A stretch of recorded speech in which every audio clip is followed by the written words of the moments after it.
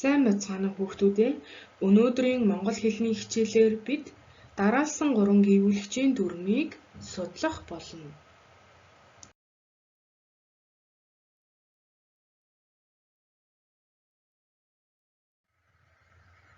Хичээлийн хэрэглэгдэхүүнээ бэлтгэрэй. Өнөөдрийн хичээлийн таних тэмдгүүдийг танилцуулъя.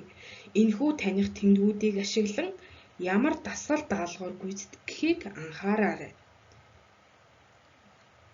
Ажиглаарай, ярилцаарай, хариулаарай, сонсоорой, бичээрэй, шалгаарай.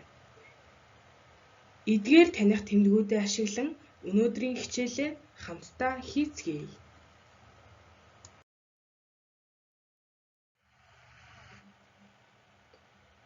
Дараах өгүүлбэрийг уншаад дэвтэртээ алдаагүй зөв бичээрэй. Зургаа сайн ажиглаад үгээр орлуулж бичээрэй.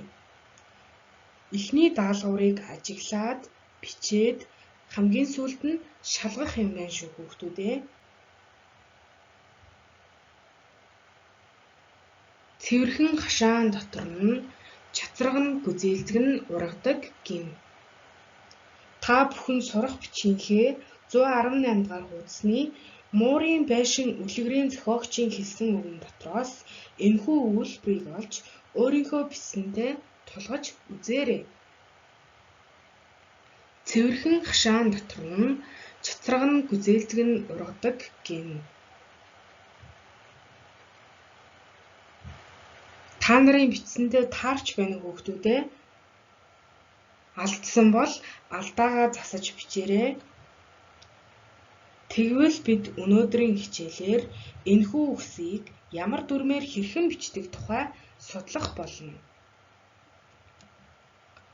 Өсгөөс сурсан үндэсний хэл мартаж болшгүй соёл. Энэхүү шүлгийн хэсэг нь Даш доржийн Нацаг доржийн бичсэн шүлэгт гардаг. Бид үндэснийхээ их хэлээр зөв алдаагүй бичих нь бас нэгэн соёл юм. Тэгэхээр энэ соёлоо бага ангиасаа зөв хэрэглэж сурцгаая. Дараах зургийг ажиглаарай. Юу юуны зураг байна вэ? Багшийнхаа хэлхийг анхааралтай сонсоорой.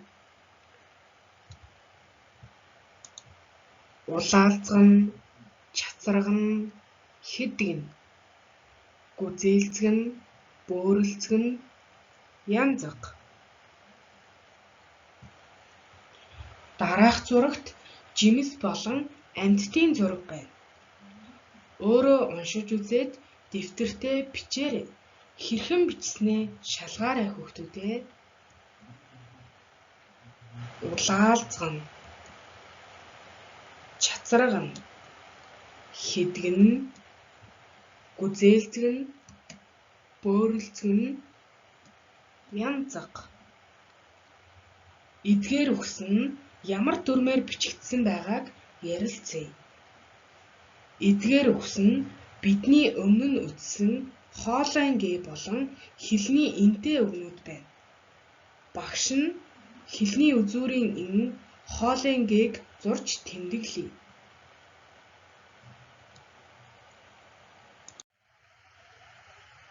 Улаалзаг нь гэдэг үгэнд дараалан орсон 3 гээгүүлэгч байна гэж үзнэ.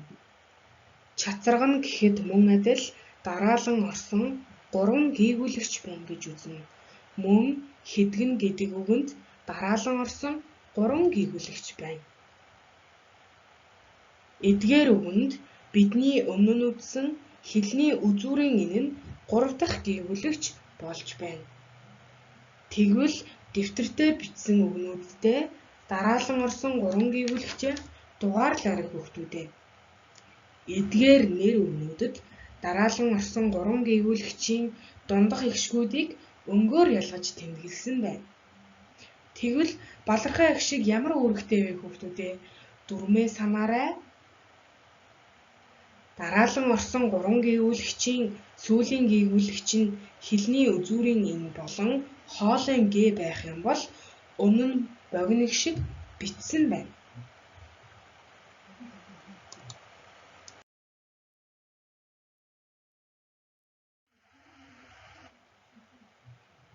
Тэгвэл өнөөдрийн дүрмтэй танилцъя. Дараалсан 3 гүйвүүлэгчийн сүүлийн гүйвүүлэгч нь хоолойн эсвэл хэлний үзүүрийн ин байвал өмнө нь богино шиг бичнэ. Жишээлбэл үзээлзгэн, янзаг, багш нь гүйвүүлэгчдийг тодруулсан байгааг анзаараарай.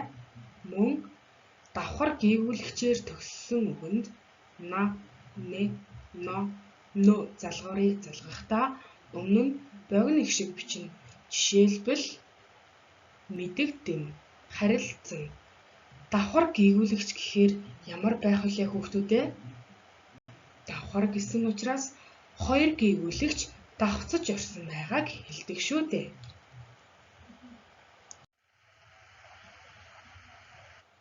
Дараах үгсээс зөвийг нь сонгон бичээрэй. Зургийг үгээр орлуулж бичээд мөн хаалтан доторх үгнүүдээс сонгож бичих нэ хүүхдүүдээ.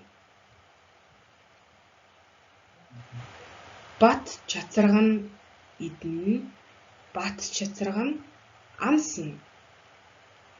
Өөрийнхөө бичсэнтэй харьцуулж шалгаж үзээрэй. Бат чацарга нь идэнэ, бат чацарга нь амсна гэж бичнэ. Идэн амсна гэсэн үгтэй адил дүрмээр бичигддэг үгнүүдийг харцгаая. Дараах үгсийг ямар дүрмээр бичсэн байна вэ? Дараалсан 3 гүйвүүлэгчийн дүрмээр зөв бичиж сурахын тулд эдгээр үгсийг ажиглаад уншаарай. Эхний бүлэг үгсийг уншъя. Идэнэ, харна, бодно. 2 дахь бүлэг үгсийг уншъя. Амсна, элснэ, өмснө. 3 дахь үгийг уншъя. Уншина, хоногшин, хөгжинэ. Эдгээр үйл хөдлөлийг заасан үгнүүд нь на, не, но, нө гэсэн залгавраар төгссөн байна. Эдгээр залгаврыг залгахдаа ямар дүрмээр бичсэн байна вэ? Эхний бүлэг үгс нь на, не, но залгаврыг залгахдаа шууд бичсэн байна. 2 дахь бүлэг үгс нь на, не, нө залгуур залгахдаа богино шиг бичсэн байна. 3 дахь бүлэг үгс нь на, но, нө залгуур залгахдаа богино шиг бичсэн байна. Яагаад богино шиг бичсэн бэлээ? Үгийн дунд орсон жж ишийн дараа и бичнэ гэсэн дүрмийг баримталсан байна шүү дээ.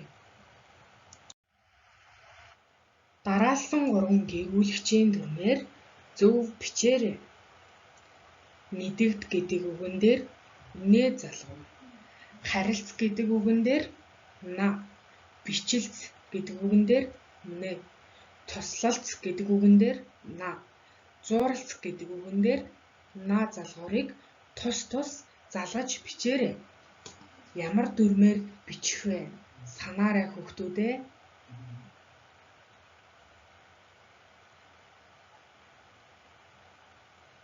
Мэдэгдэн, харилцсан, бичлэлцэн, туслалцсан, зууралцсан. Эдгээр үгс нь хэдэн гүйвүүлэгчээр төгссөн байна вэ? Эдгээр үгс нь давхар гүйвүүлэгчээр төгссөн байна шүү дээ. Мэдэгд, харилц, бичлэлц, туслалц, зууралц гээд 2 гүйвүүлэгч буюу давхар гүйвүүлэгчээр төгссөн байна. Тэгвэл давхар гүйвүүлэгчээр төгссөн үгэнд на, не, но, нө залгуурыг залгахдаа богино шиг бичнэ.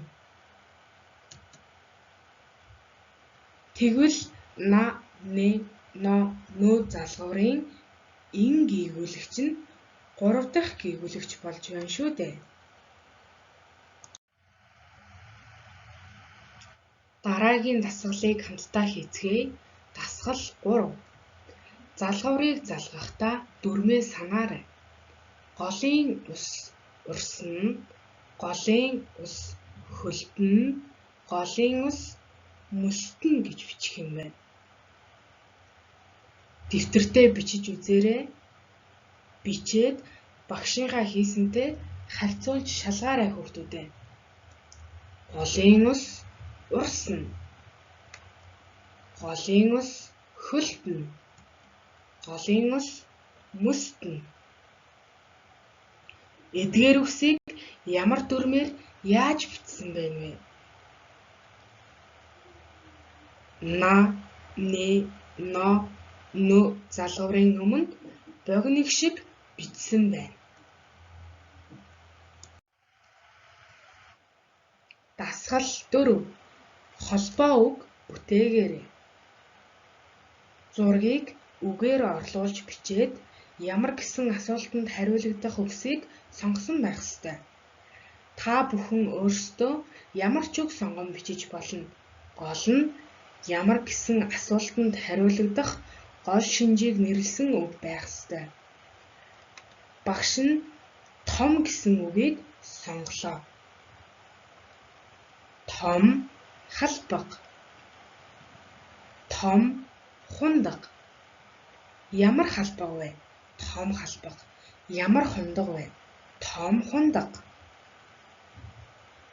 Эдгээр үгс нь дараалан орсон 3 гэгүүлэгчийн хоолайн гээтэй үгс байна.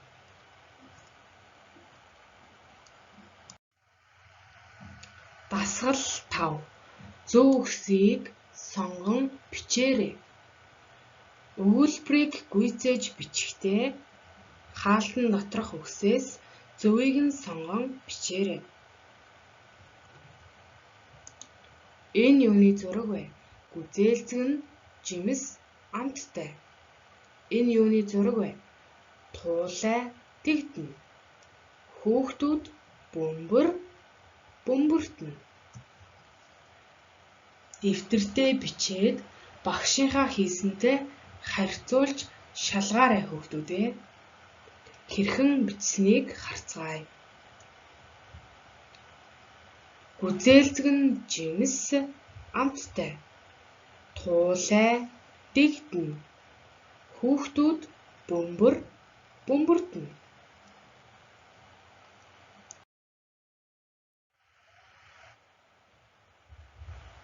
Бид өнөөдөр юу сурсан бэ?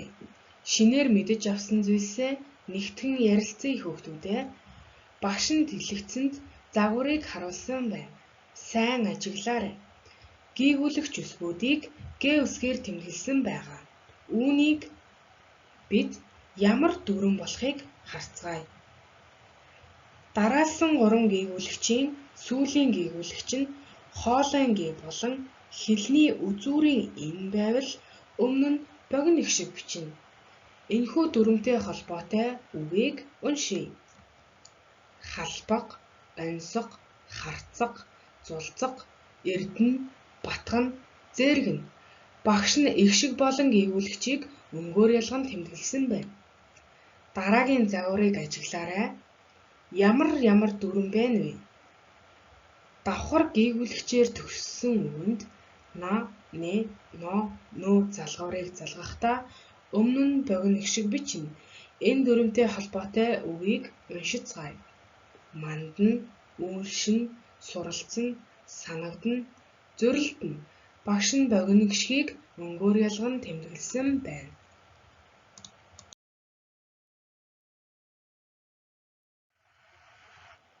Тэгвэл дараалсан 3 гийгүүлэгчийн дүрмээ дэвтэртээ бичээрэй хүүхдүүдээ. Дараалсан 3 гийгүүлэгчийн сүүлийн гийгүүлэгч нь хоолойн гээ эсвэл хэлний үзүүрийн эн байвал өмнө нь богино шиг бичнэ.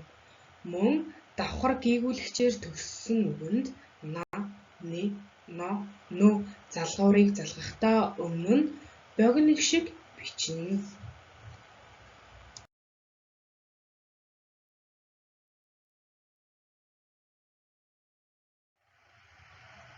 Гэрийн даалгавраа тэмдэглэж аваарай. Дараах үгсийг зөв эсгийг шалгаад өгүүлбэр зохион бичээрэй. Хичээлээ баттгаж сайн судлаарай. Баяртай найзуудаа.